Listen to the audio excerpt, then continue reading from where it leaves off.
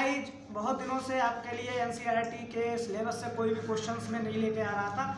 कुछ mock paper मैंने डाल रखे हैं, जैसे मैथ्स का ट्रिग्नोमेट्री का मैंने पूरा डाल रखा है, टॉप 50 क्वेश्चन मैंने इंग्लिश का डाल रखा है, मैंने साइंस का डाल रखा है और अच्छा खासा वो वीडियो परफॉर्मेंस कर रही है। तो गाइज आज इसी क्रम को आगे बढ़ाते हुए मैं यहाँ पर हिंदी का मॉक पेपर लेकर आया हूँ और हिंदी का मॉक पेपर मैंने इस प्रकार से सेट किया है, जो कि पहली बात तो इसका पूरा क्रेडिट उत्तर प्रदेश माध्यमिक शिक्षा परिषद की साइट को जाता है, क्योंकि वहाँ से मैंने ये मॉक पेपर उठाया है और मैंने केवल आप लोगों के लिए ये वीडियोज बना रहा हूँ। इस वीडियो को मैं अपने चैनल पर अपलोड कर रहा हूँ और यहाँ पर मैंने काफ़ी जो इम्पोर्टेंट क्वेश्चंस हैं उन पर मैं डिस्कस करूँगा और आप लोग समझेंगे कि किस टाइप से क्वेश्चंस आपको यूपी बोर्ड में मिलते हैं। तो गाइस ज़्यादा देर न करते हुए मैं मूव कर रहा हूँ क्लास 10 जो है विषय। यहाँ पे पहला क्वेश्चन है गाइस, तो देखिए निम्नलिखित कथनों में से कोई एक कथन सही है, उसे पहचान कर लिखिए। तो देखिए ये कथन आपको दिए गए हैं, इनमें से कोई एक कथन सही है। तो इसमें से पहला है रामविलास शर्मा ख्याति प्राप्त कवि हैं, दूसरा है इलाईचंद जोशी सफल उपन्यासकार है, मेला गाँव शैलेश मिट्रान का प्रसिद्ध उपन्यास है। अगला क्वेश्चन इसमें लिखा है, देखिए guys Iravati, sorry guys Iravati Vrindavan Lal Verma की रचना है। सेकंड क्वेश्चन मैंने यहीं पर इस टाइप का पहला क्वेश्चन आपके एग्जाम में मिलेगा, तो इसी टाइम में मैंने सेकंड क्वेश्चन इसी क्रम का उठाया है ताकि आप लोगों को ज़्यादा दिक्कत ना हो। तो आप लोग समझ जाइएगा, पूरा पेपर आपका हिंदी का यहीं से आने वाला है। तो गाइज वीडियो स्किप ना करना, पूरी वीडियो को आगे से देखना और जो बच्चा इस वीडियो को देख के जाएगा मैं गारंटर कह सकता हूँ उसका हिंदी में कम से कम 90-93 नंबर स्कोर होगा। सेकेंड क्वेश्चन है निम्नलिखित कथनों में से कोई एक कथन सही है, उसे पहचान कर लिखिए। वही पहला क्वेश्चन जो था सेम वही क्वेश्चन है, लेकिन इसमें मैंने विकल्प जो दे रखे हैं। रामचंद्र शुक्ल महान कवि के रूप में प्रसिद्ध हैं। संस्कृत के 4 अध्याय के लेखक रामधारी सिंह दिनकर हैं। भारतेंद्र हरिश्चंद्र रचनाकार हैं। स्कंदगुप्त धर्मवीर भारती की रचना है। मेरी तिब्बत यात्रा कृति है राहुल शंकरत्यायन की, जयशंकर प्रसाद की या जनेन्द्र की या अगय की। सच्चिदानंद हीरानंद बादशाह अगय जो हैं उनकी है रचना। क्या लिखूं? चौथा क्वेश्चन यहाँ पे उठाया गया है। ये सभी अभी हिस्ट्री से क्वेश्चन चल रहे हैं, जो कि हिंदी के साहित्य आता है आपका यूपी बोर्ड में 10 नंबर का, सभी क्वेश्चन उसी से है। क्या लिखूं किस विधा की रचना है? निबंध है, नाटक है, उपन्यास है या कहानी है। आगे अगर मैं बात करूं तो 5वां क्वेश्चन है निम्नलिखित कथनों में से कौन सा कथन सही है, उसे पहचान कर लिखिए। जैसे यहाँ पे जयशंकर प्रसाद प्रसिद्ध समालोचक हैं। डॉक्टर राजेंद्र प्रसाद प्रसिद्ध उपन्यासकार हैं। रामचंद्र शुक्ल प्रसिद्ध निबंधकार हैं। आगे अगर बात करता हूं तो आगे क्वेश्चन है, इसी में है जो मल्टीपल मैंने आपको दे रखा है, वो है डॉक्टर भगवत शरण उपाध्याय कवि के रूप में विख्यात हैं। अगला क्वेश्चन है क्वेश्चन नंबर 6। क्वेश्चन नंबर 6 क्या है? गुनाहों के देवता उपन्यास के लेखक हैं। क्वेश्चन नंबर 6 क्या है आपका? गुनाहों के देवता के उपन्यास के लेखक हैं धर्मवीर भारती, जयशंकर प्रसाद, अभय, इलाईचंद जोशी। 7वां क्वेश्चन है चिंतामणि निबंध संग्रह है। 7वें का इसमें मैंने आंसर दे रखा है, विकल्प दे रखे रामचंद्र शुक्ल, महावीर प्रसाद द्विवेदी, यशपाल, जनेन्द्र। 8वां क्वेश्चन है निम्नलिखित कथनों में से कोई एक कथन सत्य है, उसे पहचान कर लिखिए। इसी प्रकार से आपके इतिहास के क्वेश्चन गाइस आएंगे यूपी बोर्ड में और आपको वहां पर इतिहास का क्वेश्चन 10 नंबर का आएगा। तो आप लोग इस प्रकार से क्वेश्चन जो मैंने इतिहास के यहाँ पर उठा रखे हैं, इन क्वेश्चन को आप लोग प्रिपेयर कीजिए। प्रिपेयर करने के बाद आप इन क्वेश्चन को अच्छे से यूपी बोर्ड के एग्जामिनेशन करिए। आपके साथ हमारी शुभकामनाएं हैं। ठीक है, 8वां क्या है कथन आपको चुनना है। धर्मवीर भारती रिक्त मुक्त धारा के कवि हैं। त्रिवेणी रामचंद्र शुक्ल के प्रसिद्ध उपन्यास है कुटुज। डॉक्टर हजारी प्रसाद द्विवेदी का प्रसिद्ध निबंध है। अर्धनारीश्वरी के लेखक जयशंकर प्रसाद हैं। अगला क्या है? गबन। 9वां क्वेश्चन है गबन उपन्यास है, प्रेमचंद्र का है, प्रसाद का है, निराला का है, अगय का है। और गाइस अगर आप लोग इसका आंसर हमें कमेंट सेक्शन में देंगे तो मुझे बहुत ही अच्छा लगेगा। आप लोग इनका आंसर कमेंट सेक्शन में जाकर जरूर दें। और मैंने काफ़ी क्वेश्चन उठा रखे हैं, आप लोगों से रिक्वेस्ट है कि आप लोग इन क्वेश्चन को तैयार करके जाइए। अगर आप इन क्वेश्चंस को तैयार करके जाएंगे तो मैं डेफिनेटली बोल रहा हूं कि आप लोगों का हिंदी में जो आपका हिंदी का पेपर आएगा वो बिल्कुल नहीं छूट के जाएगा। 10वां क्वेश्चन है निम्नलिखित में से किसी एक रचना के लेखक का नाम लिखिए। रश्मिमीशा, तितली, अर्धनारीश्वर, गांधी जी की देर। 11वां क्वेश्चन यहाँ पे मैंने ले रखा है प्रेमचंद्र अपने घर में किस विधा की रचना है। प्रेमचंद्र अपने घर में किस विधा की रचना है? आत्मकथा है, जीवनी है, कहानी है या नाटक है। 12वां है निम्नांकित में सही विकल्प का चयन कीजिए। झूठा सच यशपाल का प्रसिद्ध काव्य है। डॉक्टर नागेंद्र ख्याति प्राप्त उपन्यासकार हैं। डॉक्टर राजेंद्र प्रसाद निबंधकार थे। गबन बालकृष्ण भट्ट की कृति है। 13वां क्वेश्चन है, सही विकल्प का चयन कीजिए। ऐसे थे हमारे बापू के रचयिता भगवत शरण उपाध्याय है।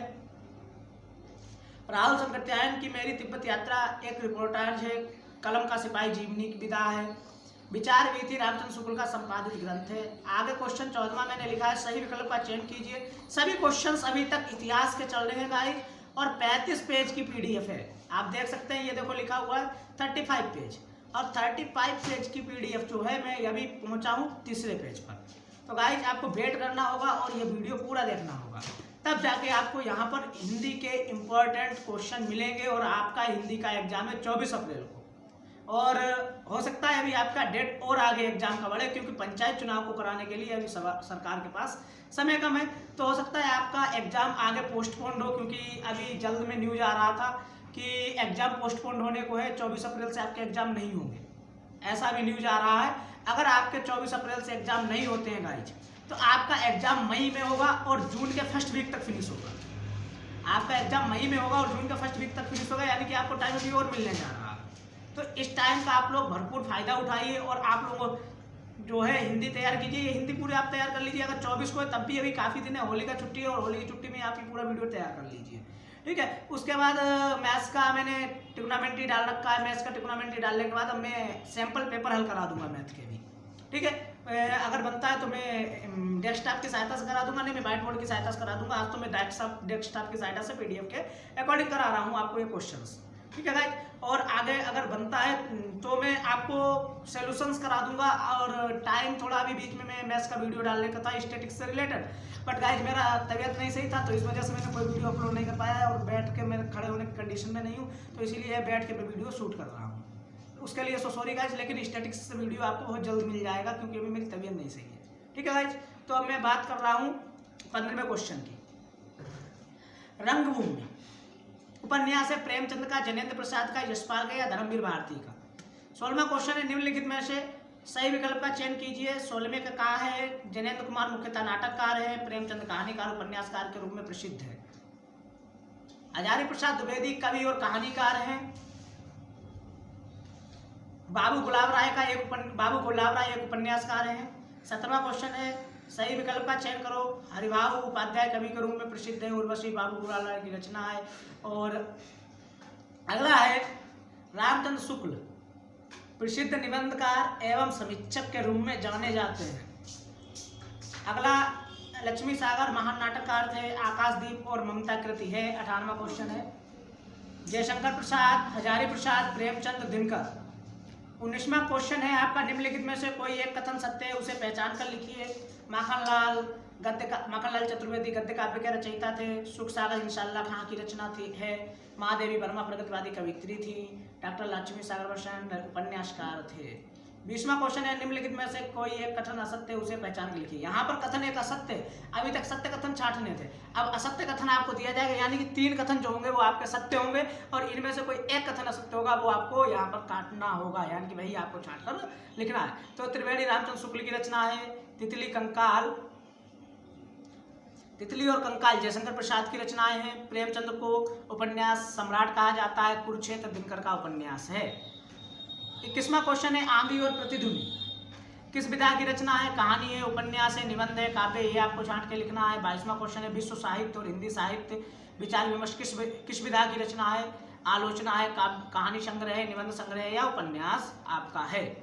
आगे अगर बात करूं तो 23वां क्वेश्चन है, प्रायश्चित किसकी रचना है? पद्मलाल पुन्नालाल बख्शी की है, रामधारी सिंह दिनकर की है, जयशंकर प्रसाद की है, भगवती चरण वर्मा की है।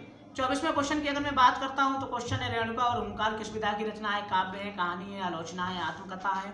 25वां क्वेश्चन आपका है, सही विकल्प का चयन कीजिए। इरावती वृंदावन लाल वर्मा की रचना है। मेरी असफलता है, बाबू गुलाब राय का निबंध है। जन्मेजय का नाम रामकृष्ण दास का नाटक है। सर्वोदय की बुनियाद श्री हरिभाऊ उपाध्याय की रचना है। अभी गाइस मैं केवल इतिहास पे चल रहा हूँ और 5वें पेज पे पहुँच चुका हूँ। 35 पेज है। इस बात को मैं बार बार इसलिए बोल रहा हूँ, आप लोग वीडियोज को पूरा देख के जाएं और आपको यहाँ पर बहुत इंपॉर्टेंट क्वेश्चन मिलेंगे। 26वां, गद्य के कवियों की डट डट डट क्या कहा गया है, भंगिमा, ताल, कसौटी, ये सभी। सागर की लहरें डॉक्टर भगवत शरण उपाध्याय द्वारा रचित किस विधा की रचना है, निबंध है, यात्रा वृत्तांत है, आलोचना है, संस्मरण है। एक अंक के नाटक को क्या कहा जाता है, एकांकी नाटक। विकल्प आगे है, पत्रिका, कहानी। राय कृष्ण दास कौन थे, निबंधकार थे, आलोचक थे, गद्य गीतकार थे, कवि थे। कलम का सिपाही कलम का सिपाही की रचना किसने की, वृंदावन लाल वर्मा, अमृत राय, प्रेमचंद, इनमें से कोई नहीं। धर्मयुग के संपादक कौन है, श्री राम शर्मा। प्रेमचंद्र हैं, धर्मवीर भारती हैं या महादेवी वर्मा है। महादेवी वर्मा द्वारा रचित निबंध है रेती के फूल, क्षणदा, हंस, उर्वशी। मुंशी प्रेमचंद द्वारा संपादित पत्रिकाएं हैं मर्यादा और हंस, छाया और प्रवाह, सुधा और हंस, सरस्वती। निम्नलिखित कथनों में से कोई एक कथन सत्य है, उसे पहचान कर लिखिए। कर्णप्रिया धर्मवीर भारती का प्रसिद्ध उपन्यास है। हजारी प्रसाद द्विवेदी कवि एवं कहानीकार हैं। बाबू गुलाब राय उपन्यासकार थे। अगला है, प्रेमचंद कहानीकार एवं उपन्यास के रूप में प्रसिद्ध हैं। अंजलि काव्य के रचयिता हैं वियोगी हरि, राम कुमार वर्मा, विष्णु प्रभाकर, राम नरेश त्रिपाठी। हिंदी गद्य के 36वें क्वेश्चन पे मैं मूव कर रहा हूँ। हिंदी गद्य के प्राचीनतम प्रयोग किस भाषा में मिलते हैं, राजस्थानी व ब्रज भाषा, राजस्थानी व पहाड़ी भाषा, राजस्थानी आधुनिक भाषा या खड़ी बोली। 37वां क्वेश्चन है, 19वीं शताब्दी के द्वितीय एवं तृतीय चरण को क्या कहा जाता है, नवजागरण काल, जागरण काल, आधुनिक काल, इनमें से कोई नहीं। 38वां क्वेश्चन है, जन जागरण का प्रारंभ हिंदी साहित्य जन जागरण का प्रारंभ हिंदी साहित्य के कौन से प्रदेश से हुआ, बंग प्रदेश, भव्य प्रदेश, साहित्य प्रदेश, इनमें से कोई नहीं। छायावादी युग के प्रमुख लेखक हैं यशपाल, वृंदावन लाल वर्मा, राम कुमार वर्मा, भारतेंदु हरिश्चंद्र। गुलाब राय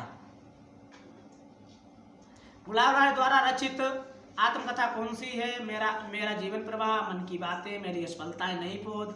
41वां क्वेश्चन है, निम्नलिखित कथनों में से कोई एक कथन गलत है, उसे पहचान कर लिखिए। रश्मि आचार्य रामचंद्र शुक्ल की रचना है। उर्वशी रामधारी सिंह दिनकर का उपन्यास है। मेरी असफलता है। बाबू गुलाब राय का निबंध है। द्रौशाबिनी जयशंकर प्रसाद का नाटक है। 42वां क्वेश्चन है, अजात शत्रु किस विधि की रचना है, संस्मरण है, रेखा चित्र है, नाटक है, कहानी है। तितली उपन्यास है जयशंकर प्रसाद का, प्रेमचंद का, जनेन्द्र का, यशपाल का। सूरज का 7वां घोड़ा किस विधा की रचना है, उपन्यास है, नाटक है, आत्मकथा है, काव्य है। आगे आया, परशुराम की प्रतीक्षा के रचयिता है अगय दिनकर, नागेंद्र, हजारी प्रसाद द्विवेदी। निम्नलिखित कृतियों में से किसी एक कृति के लेखक का नाम लिखिए। अरुणावेश्वरी, त्रिवेणी, एक ठूठा। गाइस, अगर आप इन क्वेश्चंस को लिखना चाहते हैं तो मेरी वीडियो को पॉज कर आप इन क्वेश्चंस को राइट भी कर सकते हैं, या मैं इस क्वेश्चंस की पीडीएफ आपको इंस्टाग्राम पे प्रोवाइड करा दूंगा। इंस्टाग्राम पे लिंक डाल दूंगा। टेलीग्राम चैनल पे मैं ये पीडीएफ अपलोड कर दूंगा। मेरा टेलीग्राम चैनल पे आप जाकर लिंक से आप लोग जाके या वहाँ पर ये पीडीएफ पा सकते हैं, या फिर आप हमारे व्हाट्सएप नंबर पर मैसेज कर सकते हैं और कह सकते हैं सर कृपया please provide me this PDF. मैं आपको पीडीएफ को प्रोवाइड करा दूंगा। This is the very important PDF for the 10th class students. So guys please contact with me. Okay, आगे परीक्षा गुरु के लेखक हैं इंशाअल्लाह खां, लाला श्रीनिवास दास, प्रेमचंद, सदा सुखलाल। हरिघास पर क्षण भर के लेखक हैं धर्मवीर भारती, जयशंकर प्रसाद, अगय, इनमें से कोई नहीं। वीरगाथा काल के कवि हैं भूषण केशवदत्त, चंद्रवरदाय घनानंद। चंद्रवरदाय हैं। रासो ग्रंथों की इसमें ज़्यादा प्रधानता है, बता दिया यहाँ पे आंसर। रासो ग्रंथों की प्रधानता ये आदिकाल की जो है ये मुख्य प्रवृत्तियों में से भी एक है। यहाँ पर जो कवि होते थे वो अपने राजाओं की वीरता के बारे में वर्णन करते थे, तो ये यहाँ पे वीरगाथा काल के कवि चंद्रवरदाय ही होने चाहिए। ठीक है। भारत दुर्दशा रचना है भारतेंदु हरिश्चंद्र की, राम कुमार वर्मा की, भूषण की, राय कृष्ण दास की। अब guys now we are moving to very short question, अति लघु उत्तरीय प्रश्न। और अति लघु उत्तरीय प्रश्न जो भी हैं वे सभी आपके इतिहास के हैं अधिकतर।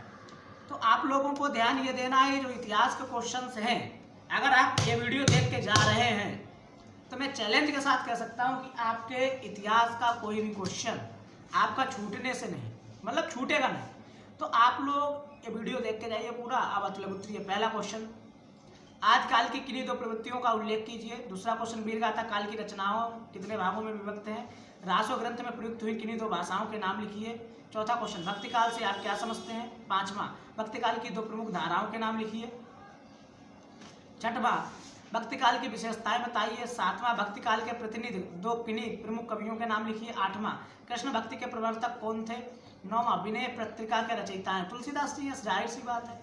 प्रमुख संत कवियों के नाम लिखिए।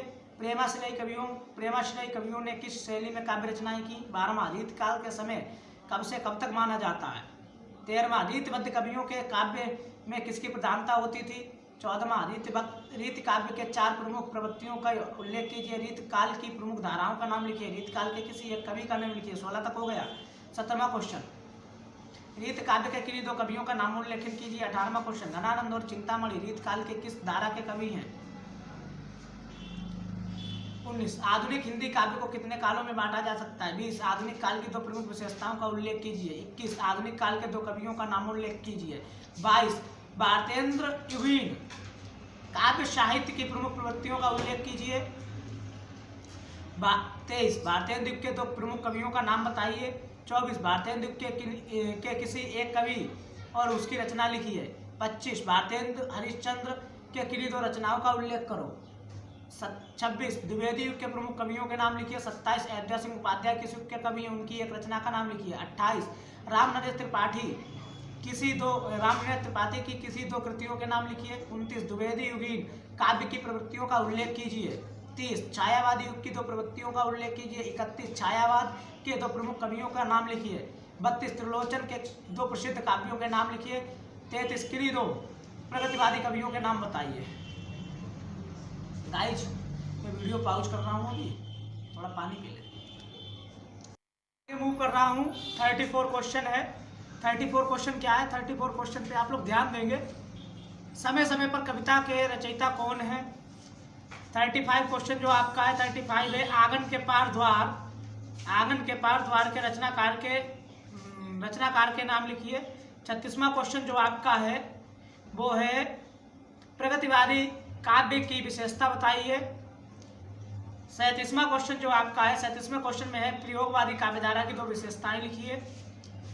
38वां क्वेश्चन है तार सप्तक कब प्रकाशित हुआ? तार सप्तक के संपादक का नाम लिखिए। अगले द्वारा रचित प्रयोगवादी कविता संग्रहों के नाम लिखिए। 2 प्रमुख प्रयोगवादी कवियों के नाम लिखिए।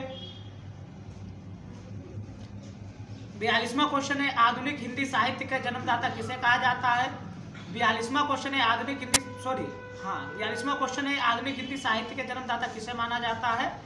43वां क्वेश्चन है आनंद अरुणोदय किस कवि की रचना है? 44वां क्वेश्चन है नीरजा तथा आकाशगंगा के रचयिता के नाम लिखिए। 45वां क्वेश्चन आपका है कामायनी तथा दीपशिखा के रचनाकारों के नाम लिखिए। गाइस इतने क्वेश्चन आपको मिलते हैं यहाँ पर इतिहास में इतने क्वेश्चन के बाद आप लोगों का यूपी बोर्ड में जो है वो व्याख्या आता है।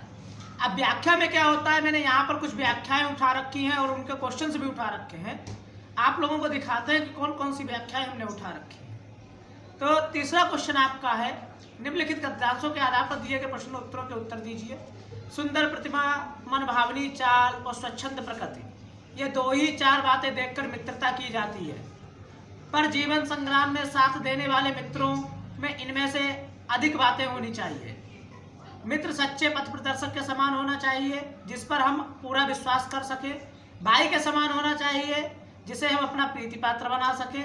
हमारे और हमारे मित्र के बीच सच्ची सहानुभूति होनी चाहिए, ऐसी सहानुभूति जिससे एक को हानि लाभ का अपना मतलब अगर एक व्यक्ति को हानि लाभ होती है तो दूसरा व्यक्ति भी उसे अपनी हानि लाभ समझे। क्वेश्चन आते हैं, किस प्रकार से क्वेश्चन आते हैं। पहला क्वेश्चन यहाँ पे है उपरोक्त गद्यांश का संदर्भ लिखिए। तो आप इसका गद्यांश का संदर्भ लिखेंगे प्रस्तुत गद्यांश हमारी पाठ्य पुस्तक हिंदी के गद्य खंड के मित्रता नामक पाठ से लिया गया है, जिसके लेखक आचार्य रामचंद्र शुक्ल जी हैं। इस प्रकार से आप इसका गद्यांश संदर्भ लिखेंगे। संदर्भ लिखने के बाद जो आपको रेखांकित अंश है, रेखांकित अंश आपका क्या है, मित्र सच्चे पथ प्रदर्शक के समान होना चाहिए। आपको केवल इसी लाइन की व्याख्या करनी है। तीसरा क्वेश्चन आपका है लेखक ने मित्रता करने के लिए किन किन आधारों का उल्लेख किया है, ये इसी में दिया गया है। लेखक ने किन किन सुंदर प्रतिभा, मनभावनी चाल ये जरूरी नहीं होती है, इस प्रकार से लेखक ने बताया है। लेखक कौन है? आचार्य रामचंद्र शुक्ल जी। मैं अगले क्वेश्चन पे मूव कर रहा हूँ। कुसंग का जो सबसे भयानक होता है, ये केवल नीति और सद्वृत्ति का ही नहीं नाश करता बल्कि बुद्धि का भी क्षय करता है। किसी युवा पुरुष की संगति यदि बुरी होगी तो वह उसके पैरों में बंधी चक्की के समान होगी जो उसे दिन ब दिन अवनति की ओर ले जाएगी। अवनति के गड्ढे में गिराती जाएगी, और यदि अच्छी होगी तो सहारा देने वाली बाहु के समान होगी जो निरंतर उसे उठाती जाएगी। इसका भी आपको संदर्भ लिखना है। इस प्रकार से आपसे बोर्ड में व्याख्या कोई ना कोई पूछी जाएगी। तो यहाँ पर क्वेश्चन क्या है, उपरोक्त गद्यांश का संदर्भ वही संदर्भ रहेगा आपका, क्योंकि ये भी मित्रता पाठ का है। रेखांकित अंश की व्याख्या, रेखांकित अंश आपका क्या, कुसंग का ज्वर सबसे भयानक होता है, तो आपको यहाँ पर इसकी व्याख्या करनी है। उपरोक्त गद्यांश में लेखक हमें क्या संदेश देना चाहता है, लेखक हमें संदेश ये देना चाहता है कि हमको गलत व्यक्तियों की संगति नहीं करनी चाहिए। तीसरा क्या है, गला सूख रहा है, साथी छूट गए, अश्रु गिर पड़ा है, इतना थका हुआ, इतना कहते कहते व्यक्ति थम गया और उसके सामने ब्रह्मांड घूमने लगा। स्त्री ने सोचा ये विपत्ति कहाँ से आई, उसने जल दिया, मुगल के प्राणों की रक्षा हुई। वे सोचने लगी सब विधर्मी दया के पात्र नहीं, मेरे पिता का वध करने वाले आताताई घृणा से उसका मन विरक्त हो गया। इसमें भी संदर्भ लिखना है। रेखांकित अंश जो है सब विधर्मी से लेकर मन विरक्त हो गया, इसकी व्याख्या करनी है। उपरोक्त गद्यांश से व्यक्ति की दशा का वर्णन कीजिए। यह क्वेश्चन आपसे पूछा गया है। अब इस क्वेश्चन को आपको करना है। आगे अगर मैं बात करूं, चौथा है मैं ब्राह्मणी हूँ, मुझे तो अपने धर्म अतिथि देव की उपासना का पालन करना चाहिए, परंतु यहाँ नहीं सब धर्मी दया के पात्र नहीं, परंतु यह तो दया नहीं कर्तव्य करना है। तब मुगल अपनी तलवार टेक कर उठ खड़ा। ममता ने कहा क्या आश्चर्य है कि तुम भी छल करो, ठहरो छल नहीं तब नहीं। स्त्री जाता हूँ तैमूर का वंशधार, स्त्री छल करेगा जाता हूँ भाग्य का खेल रहा है। संदर्भ लिखना है, व्याख्या करनी है। ममता के मन में अंतर्द्वंद चल रहा था। क्या अंतर्द्वंद ममता के मन में चल रहा है, ये सभी आपको मॉडल पेपर में मिल जाएंगे। मॉडल पेपर में ये सभी मिलने के बाद, मॉडल पेपर में ये सभी मिल जाएंगे, तो आपको ये सभी करने हैं क्वेश्चन। आगे, जो तरुण संसार के जीवन संग्राम से दूर है, उन्हें संसार के चैत्र बड़ा मनमोहक प्रतीत होता है। जो वृद्ध हो गए हैं, जो बाल्यावस्था और तरुणावस्था से दूर हटा है, उन्हें अपने अतीत काल की स्मृति बड़ी सुखद लगती है। वे अतीत का स्वप्न देखते हैं। तरुणों के लिए जैसे भविष्य उज्ज्वल होता है, वैसे हाली वृद्धों के लिए अतीत वर्तमान में दोनों में तुष्ट होता है। छठवीं व्याख्या है, क्वेश्चन आप लोग खुद पढ़ ले। क्वेश्चन ये दिया गया है, उपरोक्त संदर्भ है, व्याख्या है, जीवन संग्राम का अर्थ बताइए।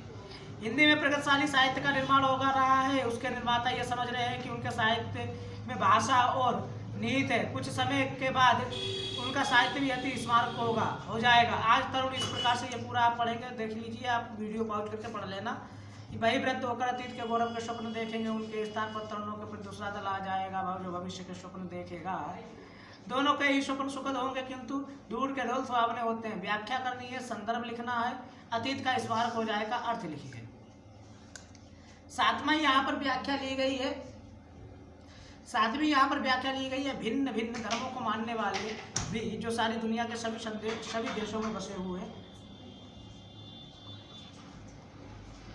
और जिस तरह यहाँ की बोलियों की गिनती आसान नहीं, उसी तरह यहाँ भिन्न भिन्न धर्मों के संप्रदायों की भी गिनती आसान नहीं। इन विभिन्नताओं को देखकर अगर अपरिचित आदमी घबराकर कह उठे कि ये एक देश नहीं अनेक देशों का समूह है, यहाँ एक जाति नहीं अनेक जातियों का समूह है, तो आश्चर्यचकित की बात नहीं। इसमें भी आपको व्याख्या करनी है, संदर्भ लिखना है, और क्वेश्चन आपको एक दिया गया है, हमारी संस्कृति और सभ्यता का मूल मंत्र क्या है। आगे आठवां, आज हम इसी निर्मल और शुद्ध शीतल एवं स्वस्थ अमृत की तलाश में हैं, और हमारी इच्छा विलासा प्रयत्न यही है कि वह इन सभी से अलग बहती हुई नदियों में अभी भी उसी तरह बहता रहे और इनको अमर तत्व देता रहे। जो जमाने में हजारों के थोपड़े के बर्दाश्त करता हुआ भी आज भी हमारे अस्तित्व को कायम रखे हुए है। उपरोक्त गद्यांश का संदर्भ लिखिए, रेखांकित अंश की व्याख्या कीजिए, और क्वेश्चन है भारतीय संस्कृति रूपी विशाल सागर के किसके द्वारा मलिन हो रहा है। नमा, दूसरी बात जो इस संबंध में विचारणीय है वह यह है, संस्कृत तथा सामूहिक चेतना ही हमारे देश के प्राण है। इस नैतिक चेतना के सूत्र हमारे नगर और ग्राम, हमारे प्रदेश और संप्रदाय, हमारे भिन्न वर्गों और जातियों के आपस में बंधी हुई हैं। जहाँ उनमें सब तरह की विभिन्नता है, वहाँ उन सब में एकता है। इसी बात को ठीक तरह के पहचान लेने से बापू के जनसाधारण को बुद्धिजीवियों के नेतृत्व में क्रांति करने के लिए तत्पर रहने के लिए इसी नैतिक चेतना का सहारा लिया था। उपरोक्त गद्यांश का संदर्भ लिखिए, रेखांकित अंश की व्याख्या कीजिए। लेखक के अनुसार विभिन्नता होते हुए हमें कौन सी भावना एक सूत्र में बांधती है सॉरी। 10वां है ईर्ष्या तू न गई मेरे मन से, ये भी 11वां भी ईर्ष्या तू न गई मेरे मन से है, ये चैप्टर हट गया है। 12वां भी ईर्ष्या तू न गई मेरे मन से है। और अब अगर बात करें तो 13वें पे हम मूव कर रहे हैं। जिंदगी को मौत के पंजों से मुक्त कर उसे अमर बनाने के लिए आदमी ने पहाड़ काटा है। किस तरह इंसान की खूबियों की कहानी सदियों के बाद आने वाली पीढ़ियों तक पहुंचाया जाए, इसके लिए आदमी ने कितने उपाय सोचे और किए।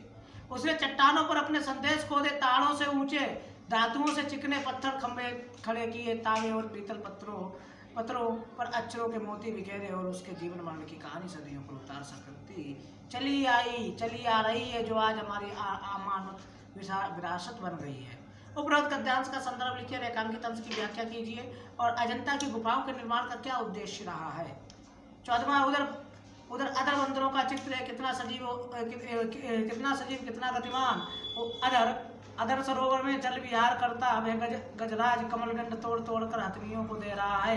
वहां महलों में प्यालों के तोड़ चला आ रहा है। उधर रानी अपनी जीवन यात्रा समाप्त कर रही है, उसका दामा टूटा जा रहा है। इसमें क्या है गाइज, इसमें भी वही है, पाठ का नाम और लेखक यानी कि संदर्भ, रेखांकित अंश की व्याख्या और क्वेश्चन क्या है, लेखक के अनुसार चित्रों में बड़ी महल में किसका दौर चला आ रहा है। 15वां है मानव सदा से ही अज्ञात रहस्यों को खोलने और जानने के लिए उत्सुक रहा है। जहां तक वह नहीं पहुंच सकता है वहां कल्पना और पंखों पर पहुंचा। उनकी अनगढ़ और अविश्वसनीय कथाएं उसे सत्य तक पहुंचाने में प्रेरणा शक्ति के काम करती आ रही हैं। अंतरिक्ष का सूत्रपात 4 अक्टूबर 1947 को हुआ था, जो सोवियत रूस ने अपना पहला स्पुतनिक छोड़ा था। प्रथम अंतरिक्ष यात्री बनने का गौरव यूरी गागरिन को प्राप्त हुआ। अंतरिक्ष के आरंभ ठीक 11 वर्ष 9 माह 17 दिन के बाद चंद्र पर मानव उतरा। चंद्रमा पर मानव जो है वो अंतरिक्ष के आरंभ के 11 वर्ष 9 माह और 17 दिन बाद उतरा था। उपरोक्त गद्यांश के संदर्भ लिखिए, रेखांकित अंश की व्याख्या कीजिए। उपरोक्त गद्यांश में लेखक ने मनुष्य ने किस प्रवृत्ति की ओर स्पष्ट किया है। 16वां है अभी चंद्रमा के लिए अनेक उड़ानें होंगी, दूसरे ग्रहों के लिए मानव रहित यान छोड़े जा रहे हैं। अंतरिक्ष में परिक्रमा करने वाला स्टेशन स्थापित करने की दिशा में तेजी से प्रयत्न किए जा रहे हैं। ऐसा स्टेशन बन जाने पर ब्रह्मांड के रहस्यों की परतें खोजने में काफ़ी सहायता मिलेगी। यह पृथ्वी मानव के लिए पालने के समान है। वे हमेशा के लिए इसकी परिधि में बंधा हुए वह नहीं रह सकता। अज्ञात की खोज में वह कहाँ तक पहुँचेगा कौन कह सकता है। गद्यांश के पाठ और लेखक का नाम लिखिए, रेखांकित अंश की व्याख्या कीजिए। मानव किसकी परिधि में बंधा रहना नहीं चाहता है और क्यों। अब गाइस यहाँ पर आपकी गद्य की जो है व्याख्याएं खत्म होती हैं और गद्य की व्याख्याएं खत्म होने के साथ यहाँ पर आपके पेज 18 जो है इस पीडीएफ के अकॉर्डिंग कंप्लीट होते हैं। अब अगर आप बात करते हैं तो 35 पेज की पीडीएफ है। बार बार मैं यही बात बोल रहा हूँ और गला भी सूख रहा है बार बार, कोई दिक्कत वाली बात नहीं है। अगर अब मैं बात करूँ 19वें की तो यहाँ पर चौथा प्रश्न है और निम्नलिखित पद्यांशों के साथ संदर्भ व्याख्या कीजिए। आपको इसी प्रकार से बोर्ड में क्वेश्चंस मिलेंगे, वहाँ पर आपको संदर्भ व्याख्या करनी होगी, ठीक है। और उसके बाद इनका काव्य का सौंदर्य लिखना होगा। काव्य का सौंदर्य में आप लोग क्या करते हैं, काव्य का सौंदर्य में आप उस व्याख्या की कोई 2-3 बातें लिखते हैं, 1-2 पॉइंट जो इंपॉर्टेंट होते हैं। उसके बाद रस छंद अलंकार, गए पदे या गए पदे, ये चीज़ आप लिखते हैं, ठीक है। भाषा क्या है, ब्रज भाषा है, अवधि भाषा ही है।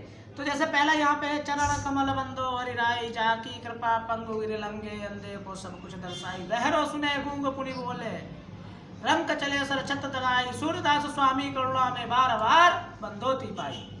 अब यहाँ पर इसकी आपको व्याख्या करनी है तो साफ साफ यहाँ पे देखो सूरदास लिखा है, यानी कि सूरदास के ही चैप्टर से है और सूरदास का पहला आपका चैप्टर है, तो आप लोग समझ सकते हैं। आप इसकी व्याख्या कर लेना काव्य का सौंदर्य सहित। उदो मोहि ब्रज बिसरत नाही वृंदावन गोकुल उदो मोहि ब्रज बिसरत नाही वृंदावन गोकुल वन उपवन सघन कुंज की छाई प्रात समय माता जसमत अरुनंद देख सुख पावत माखन रोटी दही सजाए अति हित साथ खवावत गोपी ग्वाल बाल संग खेलत सब दिन हसत हसरात सूरदास धनि धनि ब्रजवासी जिनसे हित जदुदात। ये दूसरी व्याख्या है आपको करनी है। तीसरी व्याख्या आपकी क्या है, निर्गुण कौन देश को वासी मधुकर कहे समझाए सहोदय बूझत साच नहासी को है जनक कौन है जननी कौन नारी को दासी कैसो वरण भैस है कैसो कहे रसवे अभिलाषी पावे डे पुटकी हो अपने जो करे मुगासी सुनत मोन है रही बाबरो सूर सवेद। तीसरी व्याख्या है आप लोग पढ़ लीजिए खुद ही। सहजहि चले सकल जग स्वामी, मत मंजुबार कंजर स्वामी, कुंजर स्वामी चलत राम सब पुर नर नारी, अपुलुक पूरे तन भई सुखारी, बंद पितर सुर सुकृत समारे, जो कछु पुण्य प्रभु हमारे। ये इसके बाद ते शब्द मिलाल कि नाही, तरहु राम मोनस गुसाही गुसाही। इस प्रकार से आपको दिया गया है, आप लोग कर लेना। आगे क्या है, पांचवा है। पांचवा क्या है, उदित उदयगिर मंच पर रघुबर बाल पतंग, उदित उदयगिर मंच पर रघुबर बाल पतंग, विकसे संत सरोज सब, विकसे संत सरोज सब, हर्षे लोचन भ्रंग। इसकी भी आपको व्याख्या करनी है। अगला क्या है, चाटवा, काम कुसुम धनु साहिक लीनो, सकल भुवन अपने बसुकीनो, देवई तजई संसौ अस जानी, भंजन धनुष राम सुन जानी, सखी वचन सुनि वे परिताति, मिटा विषादु बड़ी अति प्राति, तब रामई ब्लोक ब्लोक वेदहि, सब हृदय बनवती जहि ते ही। ये रामायण का है।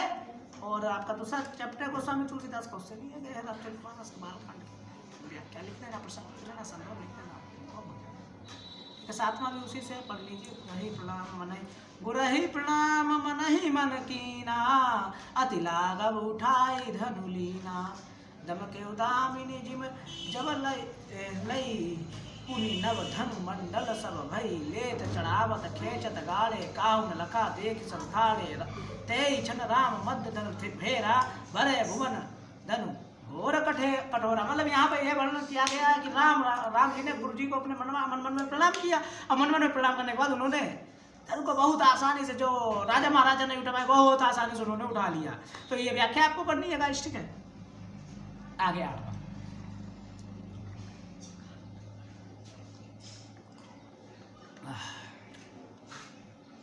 शीस जटा उस बाहु विशाल, विलोचन लाल तिरछी सुबहु, तुम सरासन बाण धरे, तुलसी वन मार्ग से सुट सहे, सादर बढ़ाए बार सुबह चिते, तुम त्यु हमारे मन मोहे, पूछत ग्राम वधुसी कहे सवारे, सखी रावरे हो।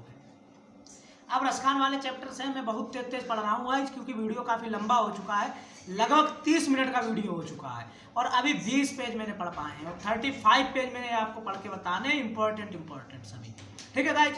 मानस हो तो वही रसखान बसो ब्रज गोकुल, गाँव के ग्वारन, जो पशु हो तो कहाँ बस मेरो, चरे नित नंद धेनु मजारन, पावन हो तो वही गिर को जो धरे, कर छत्र पुरिंदर धारन, जो खग हो तो बशेरो करे, मल कंदिल कूल कुदम्ब की डारन। अगला है 10वां, मोर पका सिर ऊपर रखियो, गुंज की माल करे पेंगरूंगी, ओढ़ पितंबर ले लुकटी बन गोदन ग्वारन, संग फिरूंगी, भवते भवि मेरी रस खानी सो तरे कब, सब स्वांग करेंगी, या मुरली मुरलीधर की अदरान धरी अदरान धरूंगी। आगे क्या है, 11वां, मेरी भगवादा रो राधा नागर सोई, जो तन की जाई पड़े श्याम हरित दिति होई। 12वां क्या है, मोर मुकुट की चंद्रकुनी, ये राचत नंदनान, मन सस शेखर की अकस की शेखर सतचांद। 13वां, जप माला छापा तिलक सरेना एको काम, सिरेना एको काम, मन काचे नाचे बिता साचे राचे राम। 14वां, या अनुरागी चित की गति समझे ना कोई, जीव जीव बूढ़े श्याम रंग त्यों त्यों उज्जवल होय। 15वां है, दुसज दुराज प्रजान को, क्यों ना बढ़े दुख दंद, अधिक अंधेरो जग करत मिली मावस रविचंद। अगला है, बुरे बुराई जो तजे तो चित खड़े रात, न्यू लिखन में को लिखे गने खेल को बाद। 17वां पढ़िए, जो चाहत चटक न घटे, मेलो होय न मित, राज न छुपाइए तो चिकने चित। 18वां, स्वाथर सुकर्त न श्रम वृथा, देख व्यंग विचराय। आगे क्या है, बाजे पराई पानी परी, तो पच्छनी नामाय। 19वां है, गाय चराती धूप खिलाती, बच्चों की निगरानी करती, लड़ती अरिशे तनिक न डरती, दल के दल सेना समारती, घर आखन जन पथ बुहारती। 20वां है, युग का पौराणिक स्वप्न हुआ, मानव का समारंभ शुभ, ने चंद्र युग का भू को गौरव, फेराई गृह में धरती का श्याम मल अंचल, सुख संपद संपन्न जगत में बरसे जीवन मंगल। अगला है, नवमे गर्वित न झुकता सीख पर अंक लिए हैं दीन चार, मन गल जाता विश्व विश्व देख, तन शय लेता पुरुष भाग, कितने अमृत कितने कठिन प्राण। इसमें जो है पढ़ते हैं, सौरभ भी ना छीना गीला, लिपता मृत अंजन सा दुकुल, चल मेरे अचल चल मेरे अचल से झर झर झरते, पथ में जुगनू के स्वर्ण फूल, दीपक से देता बार बार, तेरा उज्जवल चिंतन विशाल, रूप से तेरा धन केस पास। 23वीं व्याख्या है,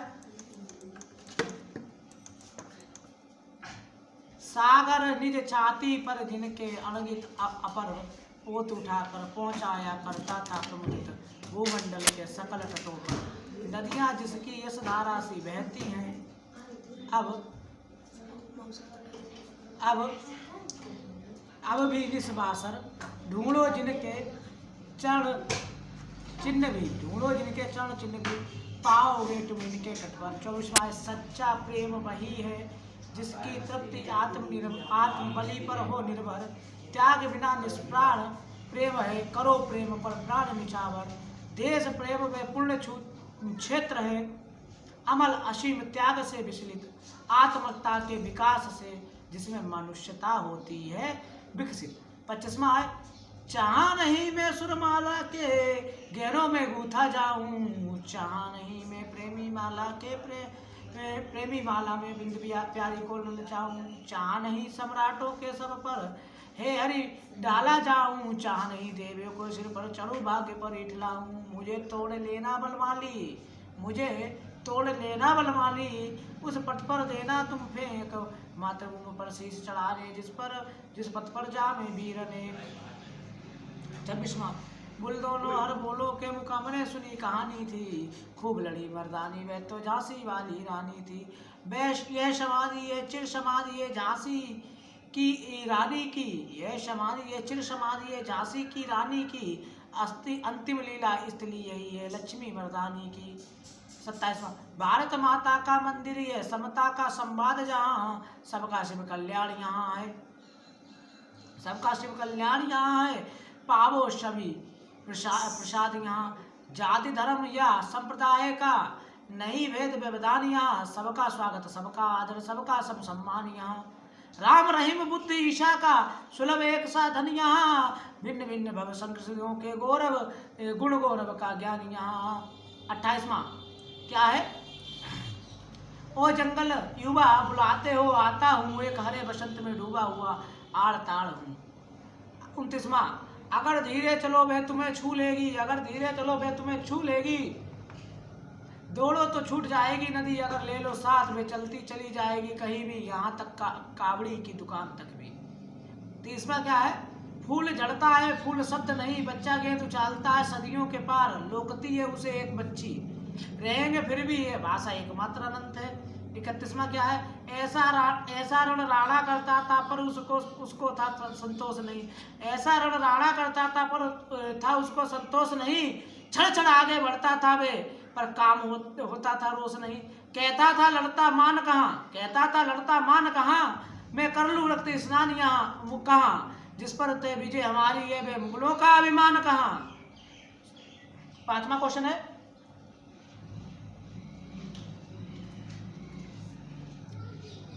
निम्नलिखित लेखकों के जीवन परिचय देते हुए इस प्रकार से बोर्ड में भी पूछा जाएगा, उनकी एक जीवन रचना का उल्लेख कीजिए।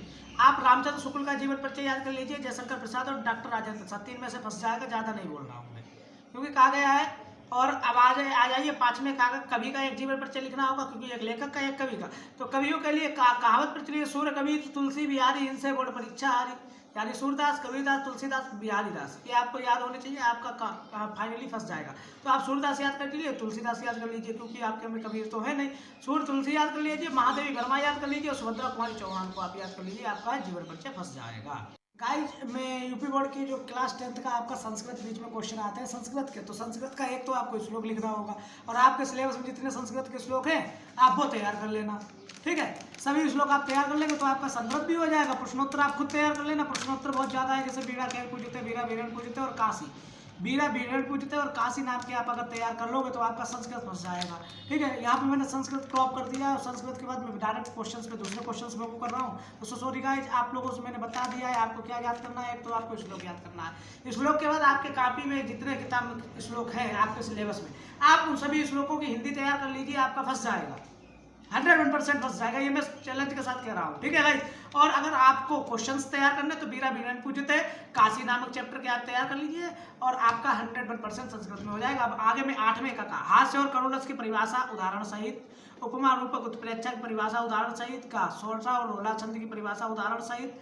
90 का, निम्नलिखित उपसर्गों के मेल से शब्द बनाइए। अभी, अति, दूर, परा, परि, आ, अध, उन, ओ, कु, अप, सम, सा, सु, प्रा, परि, उत, उद, अब आदि। इन उपसर्गों के मेल से आपको शब्द बनाने हैं।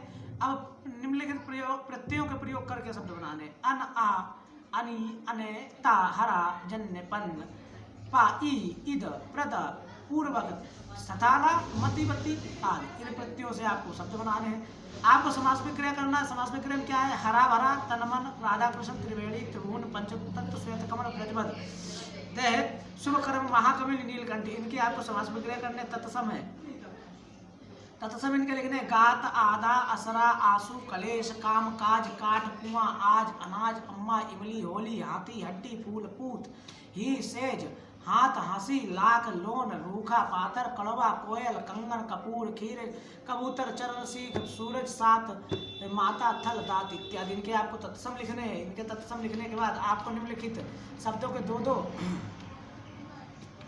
आपको क्या लिखे हैं? पर्यायवाची, अतिथि, अमृत, अंगिनी। इनके आपको अन्वेषण, अश्व, असुर, अध्यापक, आंख, आभूषण, आनंद, इंद्र, ईश्वर, उग्र, तपन्न, अधान, कपड़ा, कोयल, क्रोध, कृष्ण, खल, गणेश, गंगा, गाय, घर, चंद्रमा, छवि, चल, झंडा, तलवार, तालाब, तरंग, तीर, दिन, सूर्य, शरीर, सहज, विष्णु, शत्रु, शोर, शुभ्र, समुद्र इत्यादि। इसके बाद आपको क्या?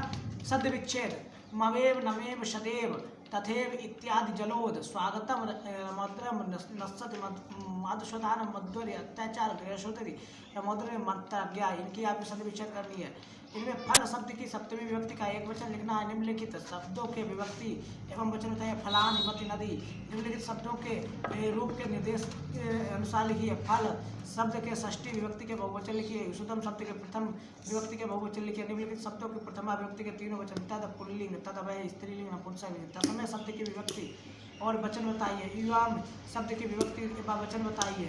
10वें का निम्नलिखित शब्दों की धातु लकार पुरुष वचन का आलेख कीजिए। अपर्थम, हस्तम। इनके आपको क्या करनी है? धातु लकार पुरुष वचन लिखने हैं। आप पढ़ लेना, इनके आपको करने हैं। 10वें का घा, निम्नलिखित वाक्यों के संस्कृत में। कल मैं विद्यालय जाऊंगा, आपको संस्कृत में बनाना है। पेड़ से पत्ते गिरते संस्कृत में बनाना है। मैं विद्यालय जाऊंगा, यह राम की किताबें, मार्ग के दोनों ओर भवन है। संतोष उत्तम सुख के देश भक्त निर्भीक होते, बाड़ा रसिक, धर्मों एवं संगम स्थली है। तुम दोनों समाचार पत्र पढ़ो, भोजन पकाओ और खाओ। संस्कृत में बनाने। निम्नलिखित विषय पर आपको निबंध लिखना है। व्यायाम का महत्व, यातायात के नियम, बेरोजगारी की समस्या, राष्ट्रीय एकता का महत्व, विद्यार्थी और अनुशासन, मेरे प्रिय कवि, स्वदेश प्रेम, परोपकार, कंप्यूटर। ये आपके इंपॉर्टेंट है सभी। विज्ञान, इन पे आपको निबंध तैयार करना है। इसके बाद आपका 12वां क्वेश्चन है खंड काव्य। और खंड काव्य आप यूपी बोर्ड में जिस जिले से, क्योंकि यूपी बोर्ड में लगभग 75 जिले और 75 जिलों के हर जिले का खंड काव्य अलग अलग है। तो आप जिस जिले से आप अपने जिले के अकॉर्डिंग खंड काव्य तैयार कर लीजिए। जैसे मैं शाहजहाँपुर डिस्ट्रिक्ट से एजुकेटर कुश प्रताप सिंह हूँ, तो मेरे जिले में जो खंड काव्य है वो क्या है? मातृभूमि के लिए। तो मातृभूमि के लिए इसमें चंद्रशेखर आजाद के बारे में बताया गया। यहाँ से क्वेश्चन जो आते हैं, आप जिस जिले से यूपी बोर्ड में, आप अपना खंड काव्य उसी जिले के अकॉर्डिंग तैयार कर लीजिए। आपको पता होगा कि आपका खंड काव्य कौन सा है। ठीक है guys, thank you very much guys. So guys, अब इसी के साथ ये वीडियो का एंड है। आप सभी से रिक्वेस्ट है कि अगर आप लोग मेरे चैनल पर नए हैं तो चैनल को सब्सक्राइब कीजिए और ये इस वीडियो को क्लास 10th के सभी विद्यार्थियों के साथ शेयर कीजिए, क्योंकि मैंने इस वीडियो में डिस्कस किया है लगभग पूरा पेपर।